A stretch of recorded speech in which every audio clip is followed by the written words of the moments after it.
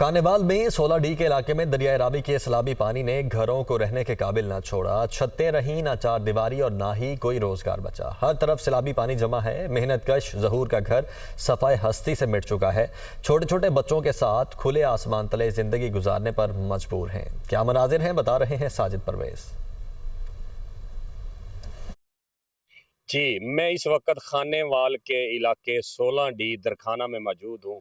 यहाँ पर दरियाए रावी के सैलाबी पानी ने इस तरह तबाही मचाई है कि लोगों के घरों पर ना छतें रही हैं, ना दीवारें रही हैं, ना घर का सामान रहा है, ना खाने-पीने की अशिया रही हैं। अब ये लोग इस वक़्त खुले आसमान के नीचे ज़िंदगी गुज़ारने पर मजबूर हैं। इन लोगों का कहना है कि हुकूमत जो है हमें फ़ौरी तौर पर इमदाद फ़राहम करे। मैं इस वक़्त एक ज़हूर अहमद के घर में मौजूद हूँ। यहाँ पर ना इसकी छत रही है, ना इसकी चारदीवारी रही है, ना इसके घर में घर का सामान रहा है।